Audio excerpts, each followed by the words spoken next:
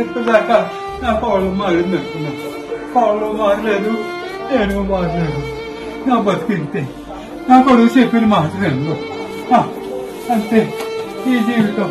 కొన్ని నా వాళ్ళు ఇలాగే కొట్టు రావాలి.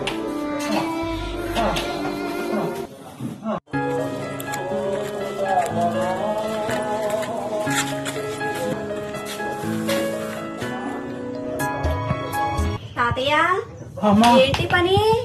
ఇంక పనులు మానవా నువ్వు? వచ్చా నీ కూడా రాలేదమ్మా. నాకు రాజు నుంచి పెళ్లి చేసినప్పుడు అంతకాదు ఎంతకాదు పెద్ద జాబ్ అన్నాడు. నెలకు 5 రోజులు ఇంట్లో ఉంటున్నాడు, 10 రోజులు ఎక్కడో ఉంటున్నాడు. అది నా బతుకు. అమ్మా మాట్లాడుతున్నా. నా తమ్ముడు చేసేది మార్కెటింగ్ జాబ్. ఆడింట్లో 10 రోజులు ఉంటే 10 రోజులు బయట ఉంటాడు. ఈదిలో మాట్లాడింది సార్ గాని లోపలికి రా.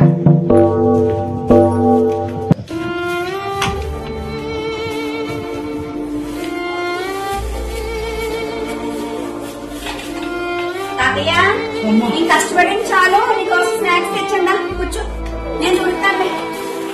తాతయ్య నువ్వు కూర్చో.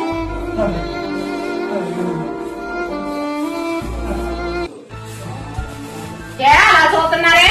మీ మనవరాలు గారు ప్రేమగా తెచ్చారు కదా, వెళ్ళి డైనింగ్ టేబుల్ మీద కూర్చుంటారండి. ఇంటి పనులే ఇలా చేస్తానండి. వదినా మొన్న మారిపోయినట్టు అన్ని కబుర్లు చెప్పావు కదా. ఆ ముసలాయిని బతకనివ్వా. ఇంకా నీ పద్ధతిగా మార్చుకుపోయావు అనుకో. అన్నయ్య గారు చెప్తానే అనుకుంటున్నావు. ఓ పెద్ద చెప్పొచ్చావు. నిన్న కాక మొన్న ఆయన చెల్లెలు వచ్చి ఆవిడ ఏం చేయలేకపోయింది.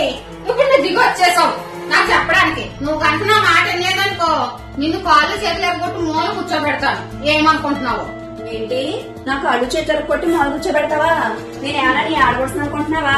నీ తమ్ముడు పెళ్ళాన్ని, నీ మరదల్ని ఆవిడ చేయలేని పని నేను చేసి చూపిస్తాను. నువ్వు నా కాళ్ళు ఎరగొడతాను కాదు, నేను నీ కాళ్ళు ఎరగొడతాను. నీ ప్రవర్తన కానీ మార్చుకోపోతే. అమ్మా ఇప్పుడే కదమ్మా అమ్మాయి ఇంటికి వచ్చింది. అప్పుడే గొడవలు ఎందుకు? వీధి ఇంట్లో పడిపోతే వీధిలో పడుతుంది. ఇది అవసరం అనేది అంతాను. ఎంతైనా నీ వదిలి నీ మీద తగ్గు కదమ్మా. కాస్త గౌరవం అమ్మా. ఎందుకు వచ్చిన తర్వాత తల్లి గొడవలు నా పనేది నేను చేసుకుపోతూ ఉంటాను. నువ్వు అలా కూర్చో తల్లి, నువ్వు అలా కూర్చోండి. నాకు అప్పు తీసి నీ తల్లి